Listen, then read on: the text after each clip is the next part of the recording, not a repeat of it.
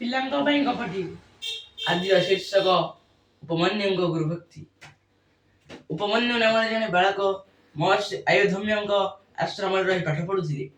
ସେ କାଳରେ ଆଶ୍ରମ ମାନଙ୍କର ଶିଷ୍ୟ ମାନଙ୍କ ଠାରୁ ପାଠ ପଢିବା ସଙ୍ଗେ ସଙ୍ଗେ ଆଶ୍ରମର ଅନୁଷଙ୍ଗିକ କାମ ସବୁ କରିବାକୁ ପଡୁଥିଲା।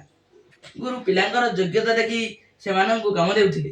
କିଏ କାଠ ହାଣୁଥିଲା ତ କିଏ ଜମିରେ ଫସଲ କରୁଥିଲା। ଏପରି ବିଭିନ୍ନ ଶିଷ୍ୟଙ୍କୁ ବିଭିନ୍ନ କାମ କରିବାକୁ ଦିଆଯାଉଥିଲା। ଶିଷ୍ୟର ଯୋଗ୍ୟତା ଗୁରୁଜୀ ଲିଖିତ ବା ମୌଖିକ ଭାବେ ସେ ଯୁଗରେ ପରଖୁ ନଥିଲେ। ସେତେବେଳେ ବାସ୍ତବ ଜୀବନରେ ପରୀକ୍ଷା କରାଯାଉଥିଲା।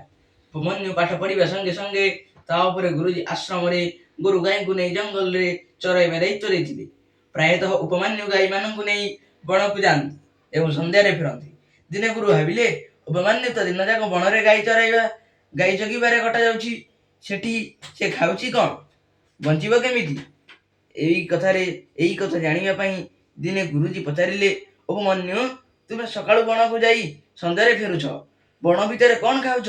ଉପମନ୍ୟୁ କହିଲେ, ଗୁରୁଜୀ, ବଣ ପାଖ ଗାଁରୁ ଭିକ ମାଗି ଯାଇ ଯାହା ପାଉଛି ତାକୁ ଖାଇ ରହୁଛି। ଗୁରୁଜୀ କହିଲେ, ବତ୍ସ, ଭିକ୍ଷା ଉପରେ କେବଳ ଗୁରୁଙ୍କର ଅଧିକାର, ଏଣୁ ମୋତେ ନ ପଚାରି ଭିକ ମାଗିବା ଠିକ ହୋଇନାହିଁ। ଉପମନ୍ୟୁ ସେଦିନ ଠାରୁ ଆଉ ଭିକ ମାଗିଲା ନାହିଁ। ଗାଈ ଦୁହିଁ ସାରିଲା ପରେ ଯେଉଁ କ୍ଷୀର ରହିଲା ତାକୁ ପିଇଲେ। କିଛି ଦିନ ପରେ ଗୁରୁଜୀ ଯେତେବେଳେ ପଚାରିଲେ, ସେ ସମସ୍ତ ଘଟଣାକୁ ବୁଝେଇ କହିଲେ। ସବୁ ଶୁଣି ଗୁରୁଜୀ କହିଲେ, କ୍ଷୀର ବାଛୁରୀ ମାନଙ୍କର, ତୁମେ ପିଇବା ଠିକ ନୁହେଁ। ଗୁରୁଙ୍କ କଥା ମାନି ଉପମନ୍ୟୁ କ୍ଷୀର ଖାଇଲେ ନାହିଁ। ସିନା ଭୋକିଲା ସହି ନ ପାରି ବାଛୁରୀ ମାନଙ୍କ ମୁହଁରେ ଲାଗିଥିବା ଫେଣ ଚାଟି ଖାଇଲେ, କିନ୍ତୁ ଗୁରୁଜୀ ଏହା ଜାଣିପାରି କହିଲେ, ତୁମେ ମୋତେ ନ ପଚାରି କିଛି ଖାଇବ ନାହିଁ।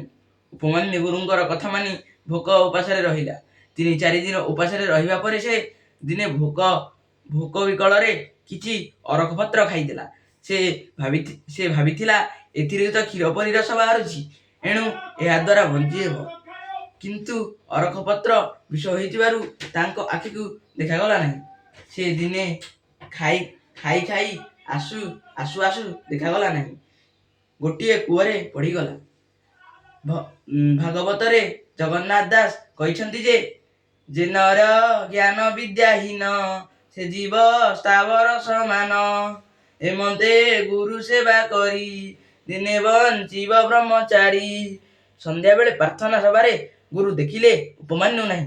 କଣ ହେଲା ବୋଲି ଗୁରୁଜୀ ଲଣ୍ଠନ ନେଇ କିଛି ଶିଷ୍ୟଙ୍କ ସହିତ ଉପମନ୍ୟୁକୁ ଖୋଜିବା ପାଇଁ ବଣ ମଧ୍ୟକୁ ଗଲେ।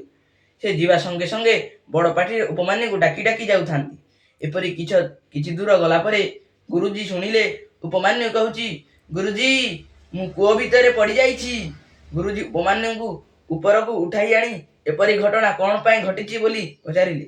ଉପମନ୍ୟୁ ଭୋକରେ ଅରଖ ପତ୍ର ଖାଇଥିବାରୁ ସେ ଅନ୍ଧ ହୋଇଯାଇଥିବା କଥା କହିଲା। ଗୁରୁ ଧୂମ୍ୟଙ୍କର ନିର୍ଦ୍ଦେଶରେ ସେ ସଙ୍ଗେ ସଙ୍ଗେ ବୈଦ୍ୟ ଅଶ୍ୱିନୀ କୁମାରଙ୍କୁ ମନ୍ତ୍ର ଦ୍ୱାରା ଆହ୍ୱାନ କଲେ। ସେ ଆସି ଉପମନ୍ୟୁଙ୍କୁ ପିଠାଟିଏ ଦେଇ କହିଲେ, ତୁମେ ଏଇଟାକୁ ଖାଇଦିଅ। ଏହା ଫଳରେ ତୁମର ଆଖି ଭଲ ହେବା ସଙ୍ଗେ ସଙ୍ଗେ ତୁମେ ସକଳ ଶାସ୍ତ୍ରର ପ୍ରମାଣ ହୋଇଯିବ। କିନ୍ତୁ ଗୁରୁ ଭକ୍ତ ଉପମନ୍ୟୁ କହିଲେ, ଗୁରୁଙ୍କ ନ ପଚାରି ମୁଁ କିଛି ଖାଇବି ନାହିଁ। ତାଙ୍କର ନିଷ୍ଠା ଦେଖି ଅଶ୍ୱିନୀ କୁମାର ଅତିଶୟ ପ୍ରସନ୍ନ ହେଲେ ଏବଂ ତାଙ୍କର ଚକ୍ଷୁ ଭଲ କରିଦେଲେ। ଗୁରୁଜୀ ଉପମନ୍ୟୁଙ୍କ ଠାରୁ ଏ ସମସ୍ତ ଘଟଣା ଶୁଣି ତାଙ୍କ ଉପରେ ବହୁତ ଖୁସି ହେଲେ। ସେ ଉପମନ୍ୟୁଙ୍କୁ ଆଶୀର୍ବାଦ କରି କହିଲେ, ତୁମର ପରୀକ୍ଷା ଶେଷ ହୋଇଛି, ତୁମେ ବଡ଼ ହେଲ, ଜଣେ ବଡ଼ ପଣ୍ଡିତ ହେବ। ଗୁରୁ ଭକ୍ତ ଲାଗି ତୁମକୁ ସମସ୍ତେ ମନେ ରଖିବେ। ଯେ ଅର୍ଥେ କାମେ ଅସନ୍ତୋଷ, ହୁଏ ସେ ବିଦ୍ୟାରତ ବଶ। ଏମନ୍ତେ ଗୁରୁ ପାଦେ ଭଜି, ହିଂସା କପଟ ଦୂରେ ତେଜି।